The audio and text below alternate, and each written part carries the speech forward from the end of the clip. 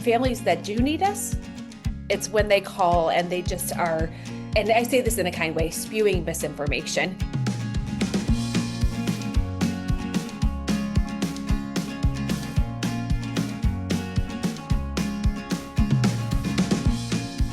Hey CBMers, welcome back to College Bound Mentor, where we help you survive the college application process and beyond. We're your co-hosts, Lisa, Abby. and on today's episode, we're going to chat with Kristina Dooley about how to find an educational consultant and what exactly an educational consultant does. Kristina Dooley is a certified educational planner and founder of Estrela Consulting, a multi-consultant educational consulting firm based in Ohio. In addition to her 18 years of experience as an IEC, Kristina has previously served as both a college admissions officer and as a school-based college counselor. Kristina is the past president of the Independent Educational Consultant Association, IECA, and holds membership in NACAC, OACAC, and the International ACAC. So welcome, Kristina. Thanks for having me. I'm excited to be here. Yeah, it's our pleasure. It's our pleasure. So why don't we start off, just for those who are listening, they may not know, what actually we call it an IEC. What is an IEC? So an independent educational consultant, the way that I explain it to people who look at me kind of funny when I tell them what I do for a living is essentially we support students through a variety of different educational searches. Many of us work in the college planning space, so working with students going through the college search and application process, but there are also educational consultants who help with things like independent and boarding school searches, therapeutic program searches, grad school searches, really a lot of different variations. But I'd say the vast majority of educational consultants are working primarily with kids looking at colleges. Right. And what do you think are some myths and truths about what an IEC will do, can do, value, et cetera? Probably, I would say probably the one that I hear most often is that there's an assumption that IECs are completing the application pieces for students, that they're filling in the applications, they're writing the essays, they're doing all the things and then handing it over to a student to then turn in as their own work. And I would say that's probably the greatest myth. And the unfortunate piece of it is that there are bad players in our industry that are doing that. The vast majority of us are not and are held to ethics codes by our professional associations that I think we'd follow anyway, even if we weren't members of those organizations. But unfortunately, there are some people out there not doing great things and doing exactly what people maybe are assuming educational consultants do. I think the other myth that I think about often, because I worked in a school, is a lot of people assume that we fully replace school counselors, and that's just not the case. There's a lot of things that we don't do and that are not part of our tasks when we're working with students that the school counselor really needs to be involved and a part of. So I think those are two like major ones. And it's interesting because a lot of families will ask, well, like if we're at usually it's when they're at a private school, but even at a public school, like what do you do that's different than the college counselor or at our high school? Like we're paying all this money. Why do we need you? What would you tell them?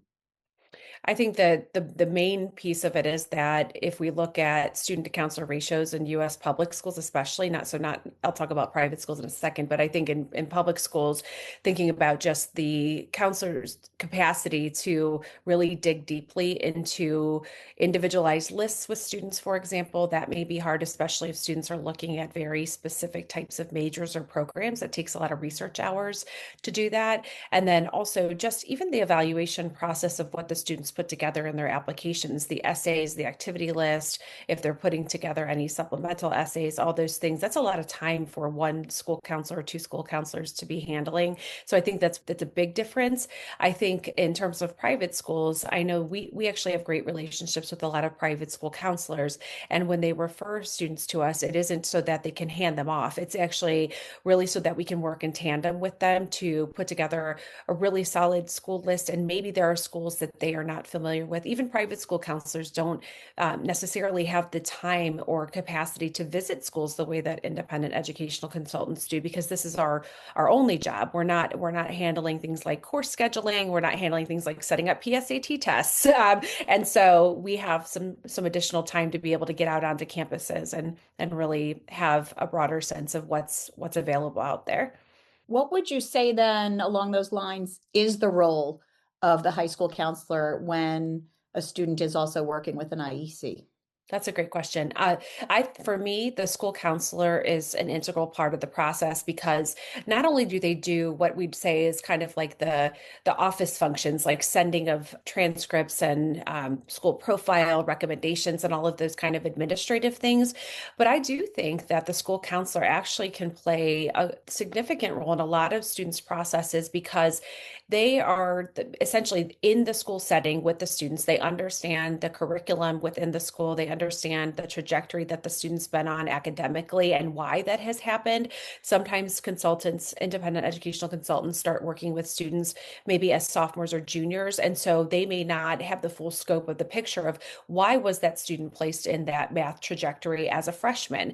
And so I think I've had great conversations with school counselors about some of that back information, which is helpful to me in recommending options to them, or even things like if a student has a diagnosed learning difference and they are getting some accommodations in school, the school counselor can help give some context around what does that look like and what do they see in terms of needs for that student going forward. So I do think that's why I do think it's important that IECs start to bridge gaps and build relationships with school counselors, especially in their own communities, because we're all really trying to help the students as a team. And so I try to stress that a lot, but maybe I have rose-colored glasses, but I have those relationships with school counselors and I find it really valuable. And how have you developed them? Because we're totally open to it and we would love to have that, but sometimes we're seen as, I don't know, there's just sort of this divide between the school counselors and the IECs. And you were a school counselor, so I don't know if that helps a little bit. That's a great question. I don't have a secret sauce, but I think the main thing is I've gone into my outreach to schools assuming that they'll look at me as a peer. I try not to go in thinking that they're going to think of me as a negative in that process. Of course, you're 100% correct. I've certainly had school counselors that don't appreciate my involvement with a family, and that is what it is. But what I have found has worked in terms of kind of bridging those or building relationships with school counselors is I've worked really hard to become involved in a lot of the same professional associations that they're in, like NACAC, for example, or my regional ACAC, which I think is important for them to see you in the same spaces, and know that you're learning in a lot of those same ways that they are. The other way, and this is kind of unique maybe to us, is that we actually have started just a few years ago doing some intentional outreach to school counselors where when we're offering programming, whether that's webinars, whether that's in-person events, we add them to email lists. We with their permission, we'll send them information. And they have been actually very grateful for that. When we host a webinar on something like aviation programs or performing arts programs or highly selective admissions, they are thankful, I think, because they don't have the bandwidth or time to be able to put together programming like that to share with their families. And we very intentionally make those kinds of professional development things or webinars or events. We try very much to not make them overly promotional for Estrela. Estrela Consulting is the name of my business. We try not to push that on people in those. We really want them to feel more educational. We have also, and it's interesting the timing of us chatting now because we just held our second, we're now calling it our second annual because we'll continue it going on from this year, a day-long workshop for administrators and local school districts. We did it last year at the request of a local assistant superintendent who said, when families are upset about something happening in our school district about college stuff, they call the superintendent's office or they call the principal. And oftentimes those people don't really know the landscape of higher ed and don't really know how to respond to those parents who are upset about something that in many cases is actually a non-event. It's something that they really, yes, they're upset, but it's emotional, it's less fact-based. And so this assistant superintendent basically asked us if we could put a workshop on for administrators to really give them an understanding in a succinct way about what does the college process look like in 2025 or 2026. What does that look like? What should we be paying attention to as a district in terms of our educational programming, our staffing, all of those things, what we're allowing our school counselors to do. And so we did that last year. It was excellent. We had about 50 people who attended from almost 30 different school districts. We had another district who asked us to do it in their district this year. We did it again. It was equally fabulous. Before I arrived home from that event this year, I had an email from another district saying, please bring that to our I think district. you have a new business model there, Yeah. Kristina, going through and doing all Yeah. this. That's awesome. Yeah, but there were many school counselors there too, and that was great. I think them seeing us presenting information and us really demonstrating our expertise helped. Maybe if they had some negative feelings about independent educational consultants, seeing my colleagues and I presenting on topics like financial aid, testing, all those kinds of things, I think it maybe changed some of their perceptions about what we do and just the amount of work that we actually really do put into becoming well-versed professionals in this space. That's excellent. If a family is asking, and we all get these calls, right? And families will always say, well, did I miss anything? What else should I ask? So what do you think would be, I don't know, I don't want to put you on the spot, but like sort of 3 to 5 key questions that you think a family should ask to try to understand if it's the right fit for them? Very important thing I mentioned. There are people who a lot of people refer to them as dabblers in our space, people that are doing this because maybe they've had a child that's gone through the process and they have suddenly become an expert in college planning. I think it's really important if you're vetting an IEC to know their credentials. What are they involved in? Are they part of a professional association that requires them to sign an ethics code annually? I think that's important. I know there are some IECs who feel that they don't need to be affiliated with an organization. And I think that is a big mistake. I think it's important. And I think families should be asking that kind of thing. I think asking things about how are you learning about schools and financial aid and all of those things? How do you stay up on what's happening in this space any different than a parent could be doing? What would make it different than a parent Googling the answers to something or using AI to generate a college list? I think parents should be asking, how are you learning things that I'm not going to know? And I think that's really important. And there's a lot of answers to that. We visit campuses. Obviously, we participate in professional conferences. I don't know how many webinars we listen to in a year or Exactly. podcasts like this. I think that's really important as well. And I think one of the things that is a question that I would, if I may say, a question that I actually wish families would not focus on, and that is solely outcomes. Yeah, what's your success rate? Yes, I wish families wouldn't say, how many of your students have gotten into XYZ university, because that has no bearing on their child. That is not, it's not us getting kids in. That's the other thing. It kind of makes my skin crawl when we say, "Okay, we Yeah. got them in," because I don't get kids in anywhere. They get in No, on their exactly. own It's like they get merits. themselves in with our help, right? Yeah, They put in the work and they get. Now I know that's one of exactly. my pet peeves as well. I just had a conversation yesterday. It was like, what's your admit rate or what's your success rate? And I was like, you know what? It's really just depends on the student. I mean, sometimes students are reaching too high, which there's no, I said, I'm not magical. We can't like make them something that they're not.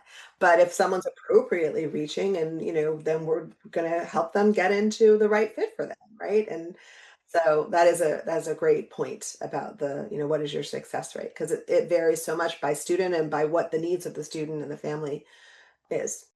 Hmm. I just got how many of your kids get into the Ivy Leagues? Yeah. Yeah, and I think the Ivy Leagues aren't right for the vast majority of kids. So that actually makes no Yeah. sense to ask them. But I think, and we've had kids go to the Ivies, but we don't lead with that because that's not, again, it's not. In fact, for me, my favorite statistic annually, if you ask our team, what is the thing that I really focus on? It's typically either one of two things. One, the number of different colleges where our students are accepted, and also new colleges to our list. I love when we can say we've got 12 colleges that have just been added to our list of schools where students have been admitted that have never been on our list before. And that's to me indicative of us truly finding fit for kids, because because we have this list, it's not cookie cutter. We don't have 20 schools that every kid should be applying to. It shouldn't work that way. Of course, depending on where you're located regionally, you may have flagship schools that everyone is applying to. It's kind of just a thing, right? But I think when you're able to identify other schools and I get excited about those kinds of opportunities to help kids find schools that are not necessarily those ones that everyone is applying Yeah, to and no, being that's so true. admitted Especially when you go visit a school and you're always thinking like, oh, would this, which of my clients in my list might this, fit? And then maybe it doesn't even happen until a year or two later where you meet a student and you're like, oh my God, this would be this is a place for you. And I love when families will say, you know what, you helped me. And in our minds, like we know all these schools, right? So it doesn't seem like it's such an unusual school, but like a family will say, we went to the school. I'd never even heard of it before you. And it was like Wesleyan, it's like, I never even heard of the it. school. And it was like the perfect fit for my child. And for me, when I met that person, I was like, oh, that's the school for you. And it didn't seem like it was such a big stretch because it was just, I kind of have that art and the science of making the match, right? Which I think AI is doing a pretty good job, but I still feel like there's not that sort of intuition, I guess. Right. Yep. Connection, yeah. How have you seen the industry change in the last 5 years? My head is being flooded with overwhelmed changes Yes. that I'm thinking about now. But if you were to say the few biggest changes that have really impacted your work, what would you say? I think certainly AI has changed a lot of things. I think it will continue to change things. I don't think we've seen even a little snippet of it yet in terms of how it's going to change our work. And I think there's, people that I think are helping especially our industry learn how to use AI to supplement what we do versus replace it. And and also how to teach our students ways to use AI to support their processes without feeling like that's going to be the thing that's going to guide me 100%, that I'm going to just plug something in and be able to go with it.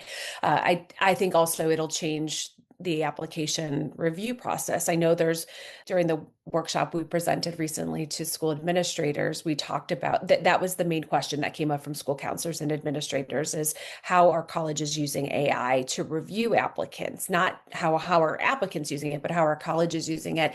And there aren't many schools that have come out publicly with how they're using it. I think they're a little leery of saying how they're using it, but some have. And I shared an anecdote from the Daily Tar Heel that UNC had.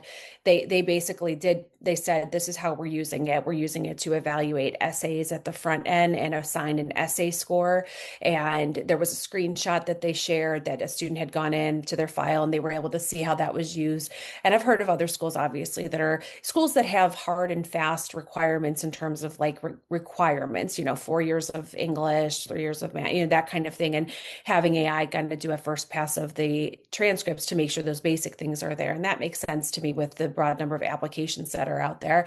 But I think the other thing that's changing, and maybe this is an impact of AI, is I actually have said this a couple times recently, that I think we will start to see major shifts in terms of essay work with students and, the value of the essay and the process for that reason. But I think many schools and like Glimpse, for example, from Initial View has come on the scene in terms of bringing people, a visual, an actual personality to the student. How do you get that without having a 30-minute in-person interview, which colleges just don't have the capacity to do that anymore. And so these Glimpse videos, I think they're onto something with that. I think that could potentially be one way that our profession starts changing, is we may have to, as IECs, for example, start learning how to help students be able to do their elevator pitch, or do something that's like a 30, or 60 to second to a minute. I feel like that's hard for a lot of kids to do that. I mean, some kids are natural Yeah. at doing it, but I think it puts a lot of pressure on kids who aren't perhaps as strong Mm-hmm. visually or strong on video. Some kids it's like second nature to them, but some kids it's a challenge. And I think it is all of these different things. I had heard, and I hadn't validated this, but someone said that they heard that there was going to be basically a prompt that would show up on a screen and the kid would have to write their essay right there and then. Have you heard that? Mm-hmm. I have seen it actually. I had a student applying to a university and she was applying to engineering program. She had to log on at a certain time and the prompts would pop up and it was recorded also. So she was also being recorded. Her keystrokes were it was all recorded. Wow. And they were just short answer prompts. They weren't overly challenging, but very anxiety inducing. I will say that. She reported back afterwards. But I will say she didn't know what to expect. There wasn't much given to her in advance about what those questions would be. They weren't hard though. They were very almost if you picture the supplemental 150 word essay, but even slightly shorter, kind of very direct question. I could see schools doing that, but again, I don't know. I imagine that that's just a technological evaluation of some sort that's doing that, not a human necessarily evaluating those. I don't know. I'm not sure how that. Yeah, I don't know what that's going. I mean, they have those Yeah. in, for medical school, they have like MMIs, Hmm. but it's more that they put out the prompt and then you have to Yeah. respond, but you're doing it. Well, some of it is in writing, but most of it is verbally. So Yeah. it's interesting for that. So Yeah. that also brings up an issue for people who have learning challenges, who aren't A able to hundred get the percent. right down. And so Yeah. interesting. And I think a lot of those things, we think about essays, and that's a challenge for some students. And then you think about verbal thing, or you think about things like that. I think I don't know if schools will have to have different options for students to choose from, which I think would make sense, because then students could choose what their comfort level is with different things. But I think that's definitely, I just can't imagine a world where 5 to 10 years from now, we will have a 650 word Common App essay. And that is, it's hard for me to think that Really? You that's think still that's going good. to go away completely? Yeah, I don't know if it'll go away completely, but like I said, I wonder if it will become an option, that we've got a couple different ways that you can demonstrate something. I mean, you also think about the schools that are asking for students to submit graded papers, there's so many different things, I guess. And some students, I never want to say something that's like, oh, it's not fair, but like having the same set of standards for every student, when it's students are given the ability to be educated differently and express their aptitudes differently in the educational settings that they're in high school, and then expecting them all to have the exact same something, I think is a little, I don't know what that's going to look like. I wish I did. Yeah. I wish I could say, and it is hard. And I will actually say, and I think you might know this, Lisa, but like I have triplets myself that are in ninth grade, and I struggle to even think about what their college application is going to look like. I think it will be very similar to what's happening now. But for example, I mentioned like glimpse videos. I already am thinking, oh gosh, what would my kids talk about in a glimpse video? Like, what, would they talk about me? I feel so thinking about, that kind of thing and how different that is in terms of the process. I think the other thing that's changed, in going back to the question about what's changed in our profession or our industries, I think they're just the sheer number of people doing this work and the access to information. We do a lot of things virtually. One of the things I've heard so much lately is there still value in actually physically going to visit campuses? And I'm just a campus visit junkie. So I feel like, gosh, I wouldn't want to do this work if I was just learning everything through a screen. I feel like that wouldn't, for me, work, but I think it's broadened the number of people that can do this work, maybe because they do have access to things virtually. There's nothing that replaces a campus visit, because even if you see No. it visually, even if you watch, videos, etc., it's not the same as being on campus and seeing the vibe and eavesdropping on students, talking to students, and really just seeing what it feels like on that campus. Because I've had such different perceptions of a school until I go visit it, and then I visit it and I have Absolutely. a completely different idea of whom it would serve well, and what are the students like and what's the experience going to be like. And it There, changes even over time. Like, you go back to schools and you visit Right. them, and there Oh, are some yeah. differences that change. agree. Yeah. And it's a feeling. It's kind of the same gut you'd get if you're interviewing for a job. You can't quite articulate why you feel like it's a good fit. I'll never forget when my son showed up on the campus that he ended up attending. He graduated a couple of years ago. It wasn't even on his list. And he was just on it. We were doing a trip and I was visiting some schools for work. And we went to the one that he thought was his number one choice. And he was like, yikes, this doesn't feel quite right. And it wasn't. Lisa was working with him. And Lisa the whole time had been like, that's not the school for him. I'm like, I know, but he's got to figure that out for himself. And then we went to the school that he ended up going to. And before anything happened, before he even saw a person, it was literally nothing like he described. And he was like, this is it. I was like, well, what about it? What about it? And he was like, can't explain it. I feel like I'm home. And I'm like, okay. And you know what? He was super right. Yeah. Well, I think one of the industries our industry often gets compared to are realtors. And Yes. I think it's a good analogy actually, because it is like if you just had just going onto Zillow and looking at the listing, you're not seeing the neighborhood, you're not seeing the cracks in the foundation, you're not seeing, all those things. But that's where we can say to them, hey, I've been there. You really need to go because here's what you're not seeing just through that little snapshot that you're getting through an online search or something. Yeah. Speaking of, so I feel like there's a TikTok effect on our industry that takes many, many forms. And Lisa, if there's something specific that you want to hear about TikTok, but for me, when I think about it, I think that there are some like faux experts out there giving questionable advice. And then also the kids are seeing kids talk about their essays and everything else. So I think there's just like this flood of strangely formatted information out there. Lisa, what's your take on TikTok? What do you want to hear about?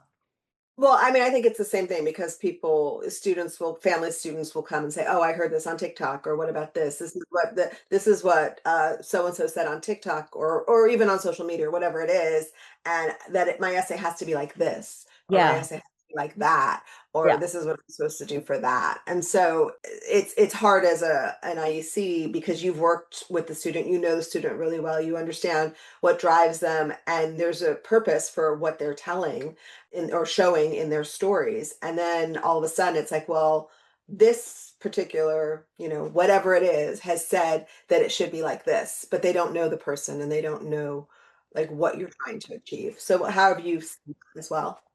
No, I agree with everything you're just saying about all of that. I mean, full disclosure, I don't tick or talk, and I don't either. I don't tick or talk either. clients do, though. The clients do. Clients are ticking and talking. yes, and it's not just students, it's parents too. That's the thing too. It's not just the students that we hear that from anymore, it's parents too. And I think it's out of control, but it's almost, if you think who would, and I'm going to be dating myself saying this, but like thinking about and what we probably all at some point growing up watched shows like Jerry Springer or Maury Povich or like Ricky Lake or like one of those like talk shows and like hear these things on there and sounds right, like it sounds like and so thinking like how do you know who the experts are, how do you know, because someone's giving them a platform to share that, and obviously with TikTok it's anybody can be doing that. Yeah. I do tell my students. Actually, some of them will share funny ones with me. They'll tell me about them that they think are funny because they're so crazy, that it's unbelievable. And so I'm hoping that that's like turning, is that students are seeing things and they're starting to realize like that sounds a little bit ridiculous, or that essay topics, that just, oh, really, would that really be what I should write about? Or, and so at least they're asking and not just going and doing them. But I would say I'm actually hearing more of those things about like, and they don't say they heard it on TikTok. I should say that the parents, I think, are embarrassed to admit that that's where they're hearing some of the things. They'll say, well, I heard. And then when I dig a little deeper, and it's not even like a parent Facebook group, which I can say, okay, I understand that, but they won't admit that they're seeing it on TikTok. And I'm like, well, Or ChatGPT. They've gotten also or information from ChatGPT. Yeah, that's a really good point too, Lisa. Yep. For ChatGPT, they say, I read it somewhere. I read somewhere that I have a kid working on a Dartmouth essay. Why Dartmouth? It's 100 words. And he's like, I read somewhere where every essay has to have an anecdote. And I was like, well, if you can pull off an anecdote in 100, an impactful anecdote in 100 words, you go for it. But read the question carefully. They're asking why Dartmouth is a good fit for you. So yeah, but no, everyone has to have an anecdote. I'm like, okay, if you say so, ChatGPT. Yeah, exactly. So funny. Okay. Are there occasions where you talk to families and you think, you don't really need an IEC, or, you meet people and you're like, oh, you really need an IEC. So what kinds of families need us and what kind of families don't need that kind of support in your mind? I think sometimes the families that reach out where, and I mentioned we have great relationships with a lot of our school counselors in the area. So there are times when when what they're telling me is something that maybe the family doesn't realize that the school will actually be able to support them fully with that, whatever that need is. But I would say even in those cases, a lot of times families feel like they need something to supplement that work. So maybe they're not using us for a full college planning package. And the way that our services are is we have families who can work with us for 3, 5, 10, 35 hours. So there's different options that they can engage our services. So some will hire us, for example, for like a 3-hour package, but it's really to supplement the really good work that they're getting or support they're getting from their school counselor. I also think sometimes if a student's application process, if they're applying to all of our, for example, let's say they're applying to all of it, state schools that don't have any additional supplements, and the schools are accepting 70% higher of their applicants. I think there's situations, I think it's individual, of course, depending on the student, but I think, in situations like that where maybe they just need some direction, they don't necessarily need expertise. It's almost like they need some of the mechanics. They just need you to help them understand what the process pieces are. But then once they hit submit on that first application, they're ready to go with the rest of them. They understand what they need to do. But I think with students, if a school is reviewing an essay, I do think that essay work, even for those schools that have a higher acceptance rate, but they're looking at the essay. I do think that we can be helpful with that, because I tell students often that main Common App essay, we encourage them to repurpose that for scholarship applications or other things. So I do feel like we can still be helpful in that. So I don't find a lot of families that reach out to us in particular where I say to them, you don't need us, but I also we're honest with them about how much they need us, if that makes sense. So I don't oversell them, and say you need to engage us for this full shebang. But families that do need us, it's when they call and they just are, and I say this in a kind way, spewing misinformation, where but it's been fed to them, where it's like again, maybe that's through social media, maybe it's ChatGPT, maybe it's the Friday night football games. They're hearing all this stuff and they come and we realize we got to correct a lot of that information that they've just been fed and direct them in the right way so that they are doing things. And maybe that's in list development. Maybe they are just really, it's the list that they've told us. And that's we have a questionnaire that our client experience manager asks some of these. It's a template of questions when she does a discovery call. And one of the questions is, do you have already schools that you're looking at? And then are you student legacy? And the anticipation is that they're going to apply to those schools, because some of that information is very helpful for us to understand their mindset and also the beginnings of what their expectations are for us and whether or not we want to work with them. Because that's the other thing I tell IECs all the time. You don't have to take on a family. Yeah, that's a choice. And so, yeah, so we're really specific about, we do have families that we will refer out to other consultants or, to the IECA directory because we're not the right fit for them. Right. And I think that's true. It is very much like, finding a college consultant. Mm-hmm. It's the chemistry and you have Yeah. to make sure that it's there. What surprised you? I'm going to switch gears a little bit, but what surprised you in your role as the president of IECA? And for our listeners who don't know, that's the Independent Educational Consultant Association, which is an association of IECs across the board. So what surprised you in that role?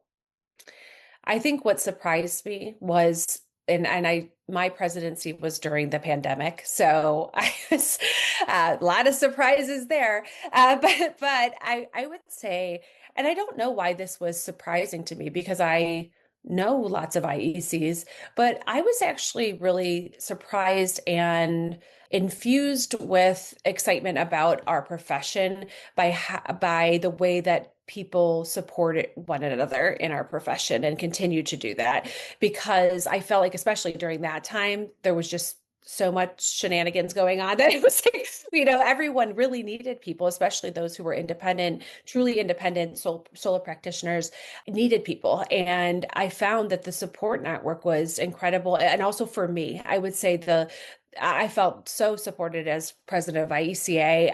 I still do to this day. I still have people who are so kind, and want to help me as an IEC, but also in my role as a leader in the association. And I tell people all the time, the members and the committee chairs and the affinity group leaders, the board members, the staff, they all made me look really good. I mean, I was the president, but there was a whole lot of people that were doing great things. And again, there were people I met that I didn't know. And so it was great to be able to do that. But that support, even how strong the regional groups were, I knew my own regional group, but some of our regional groups in IECA, I mean, they are incredible just in terms of the support network that they provide to one another.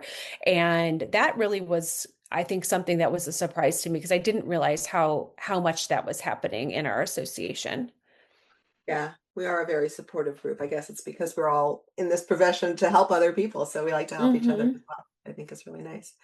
So you recently presented at NACAC. What did you present on? I presented on creating effective counselor advisory boards, and the impetus for that was I've served on several counselor advisory boards over the years, which essentially, for those who aren't familiar, is counselor advisory boards are groups of school counselors, IECs, CBO representatives, college-bound organizations that basically serve to advise admission offices and on things that they should or shouldn't be doing in terms of recruitment and visits and those kinds of things. And so I've been on several over the years and have found that they really vary in terms of, I would say, the value that they're providing to both the institution and to the people participating, because everybody is a volunteer. And so I thought would be helpful to share. We had a panel of people sharing both as a participant, and then we had some folks from the college side who shared what they're doing with their counselor advisory boards and giving advice, everything from how do you choose members to what do you talk about or what do you task people to do when they're part of that, to even some of the things we even talked about, some of the legal considerations, ethical considerations of having people on a counselor advisory board. And it was great. It was really well attended. In fact, just this morning, I have an email in my inbox from the Ohio Association for College Admission Counseling asking us if we'll repeat it at the OACA conference in the spring because it was really well received. Well, that's awesome. Well, good. Well, it seems like you are creating your kind of all of your curriculum to just go across the nation and present. I'm going to take that at least. Yeah. I didn't know. I do, but I do all the, a lot of these things are self-serving. It sounds, and yes, of course it's great. I love putting together stuff like that to help my peers and colleagues. But a lot of the stuff like that, or if I host a webinar, or I do something like that, a lot of the times it's because I want things to be great for me and my colleagues too. I want, if I want to serve on a counselor advisory board, I want it to be useful and I want it to be helpful to them. Yeah. And so I'm thinking, okay, how can we make everyone's be good? And same thing with this workshop I mentioned earlier with the school counselors and the administrators. I want those relationships. I want to be welcomed by my school side peers and all of that. So yeah. Well, given that you have such a nice broad view of the industry in terms of clients and administrators, can you tell us what are the trends in college admissions that you're expecting to see? Because we're just getting started on hearing about admissions for this year, but what are the trends that you're expecting to see this year that are different from what we saw last year? So changes. Well, I think some of the testing things, I think that, this right now we're seeing kind of a slow startup, a boulder starting to roll with schools going back to requiring test scores. And I'm in Ohio, so the Ohio State University is requiring scores for students again starting next year. That's a big change in my world, and truthfully was somewhat unexpected in terms of timing in our space. I don't know that people thought that they'd always remain test optional, but I think the timing was fairly abrupt, I think, for a lot of people. So I think we'll see some more of that. I mean, we've just seen some of that in the last couple of weeks, and that'll change things. I think for us, the biggest change, and this started to happen last year, is this Southern migration, the number of students in the Northeast, the Midwest, that are just wanting to all go south. And I don't know if you guys are seeing that too, but it's crazy. The schools in the South that used to feel really accessible for kids from Ohio or from other places up here in the Midwest, that even kids who getting into Ohio State was a challenge and they could get into some of those Southern big SEC schools, for example.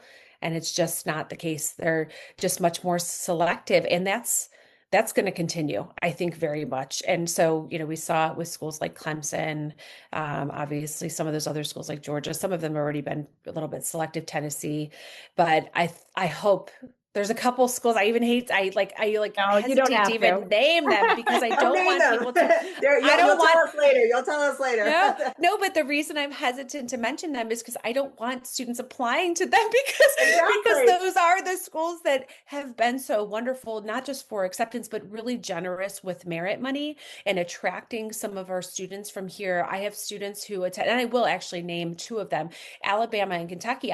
We've had students go, and especially to get into the honors program, or something.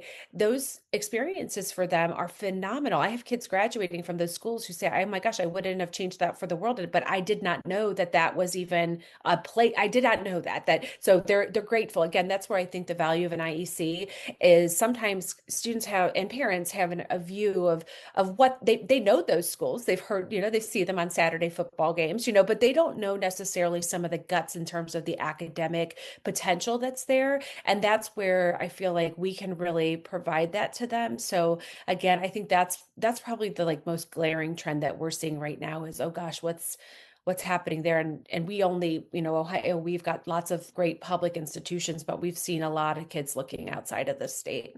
Miami of Ohio. That's one that I think with kids from the East Coast, that's always it's sort of the Southern equivalent. It definitely is. And it's not the hard thing for us with families from this area is having them understand that some of those schools that were there, I just fill out the paper and I'm in kind of places when they were a plaque when I was, growing up here. It's just not the case. We've been saying this for, I would say, at least probably the last 8 years about Ohio State as an example, but Miami certainly is one of them. Cincinnati is getting very popular. Oh Dayton. I mean, yeah, we've I like Cincinnati. yeah, we have a lot of schools here that are popular with students from the Northeast, and obviously a lot of our private colleges like Denison, Kenyon, Oberlin, Case Western. We've got Ohio's a great place. I can't It's a It great is. can't say place. I remember I did a tour of Ohio schools and I really enjoyed that. Well, it's Yeah. interesting because I'm in New Jersey and Abby's now in Michigan. A lot of kids from New Jersey will go to Ohio State because that was a school that you could still get into. Like there was an interest of non-Ohioans, but New Jerseyans are good. So it is interesting. We just did a trends webinar and we had the same trends that we saw about the push to the southern and also testing coming back. And the other thing that's interesting about the testing is that like we used to have a blanket thing like, okay, you've got to send your SAT or ACT scores like 3 to 4 weeks before you apply. And then during COVID, we kind of, changed the language on that. And I feel like now we have to bring that back because now there are more schools that are requiring official test scores. And so it's just easier to just be like, just send them out so that you don't get caught up with not having those test scores sent. So I think that's good. I don't know if you have a pulse on this, but how much do you think private equity is impacting our industry? I don't have a great pulse on it. And I think the impact of private equity is that this industry that has felt very Main Street to me, like Main Street shops of, you Yeah. walk in and people know you. That's what I picture what our industry was when I start, and I think private equity has the potential to change it, to make it feel much more corporate. I just, I don't, I see some of my peer companies that are, being scooped up and I don't know. I don't really have a pulse on it, but if I had to anticipate, that's kind of the feeling that I have is that it will change that feel of things. Is that a good or a bad? I don't know. I mean, there's an infusion of money to help support and grow and all those things could be helpful, but yeah, I'm not so sure. Yeah, it'll be interesting to see how it impacts it. So is there any last things or anything else that you want our listeners to know? You guys asked so many great questions. This was We're good very at good. This asking was questions. No, it was like a lot of topics rolled into one. The only thing I'd say that I think is a hot topic area right now in our space, in IEC space, that I have seen change since I started is the need for IECs to be more financially adept, like to know what is happening in the financial landscape, but also even things like my colleague at Estrela just presented to some IECs on financial health of institutions and how do you assess that. I mean, who would have thought that that was something we didn't had to worry about? But in reality, I know just even in my region, there's schools that have been closing or merging as I feel like we have to pay attention to that when IECs are traditionally, not everyone, but many IECs are known to look at some of those smaller private institutions because they're awesome. And I went to a small private institution. And so, but I think we need to be aware of what's happening because we don't want to refer kids somewhere that, they have a likelihood of staying open for a year or two, And so I hate that we're in that situation, but I think that that is an area that is the financial piece. I mean, financial aid and affordability, I think has been, you either love it or it's a pain in your side when you're in this work. And in full disclosure, it's a pain in my side. It's not an area I've ever really loved, but I have this great colleague who loves it. And so we're a great team in that respect. But I think it's a necessary evil. We have to be paying attention to costs and helping families understand the implications of cost, which I don't think, again, a lot of IECs when I started working as an IEC almost 20 years ago, that wasn't something we weren't sending net price calculators to people, or SAI calculator. We weren't doing that kind of thing necessarily on the regular. And that is something we are doing all the time in our work now. So I think that's a major, major change in our industry. Right. And it's interesting that you say that because I remember one time I did a survey among my clients and I was like, and I hadn't really been doing financial aid. This was a while ago. This was probably 15 years ago. And that was the one thing that people said, you need to, we need to have more information about that. So I was like, oh yes, like that absolutely has to be something that we talk about. And I agree with you. It is not even, there's the smaller institutions that are closing or merging or getting acquired or being gifted to schools. Like I was just out in Lake Tahoe over the summer, and Sierra Nevada, which is a very small college right in northern Lake Tahoe and Incline Village, was actually gifted to University of Nevada, Reno. And so it's kind of this satellite campus, and they're adding nursing there, and they're also doing these like Saturdays away or weekends away in Tahoe, which is kind of a cool thing that you wouldn't see. But on the other side of it, even like the larger, well-established like Brown and Hopkins and schools are laying off tons of people. Yeah. Purdue, there's a huge, they just got rid of all of their honors faculty. So there's a lot of things that are going on, and it is hard to keep track of all of those. So I think that's a really good point to be aware of that. Thank you, CBMers, for tuning in. And thank you, Kristina, for an amazing episode. It was so great to talk to you. To catch more episodes of College Bound Mentor, make sure to follow or subscribe on your favorite podcast and tell a fellow parent or student about the podcast. And if you like what you heard, please rate our podcast to boost our rankings so that more people can find us. To learn more, visit collegeboundmentor.com. And until next time, you got this.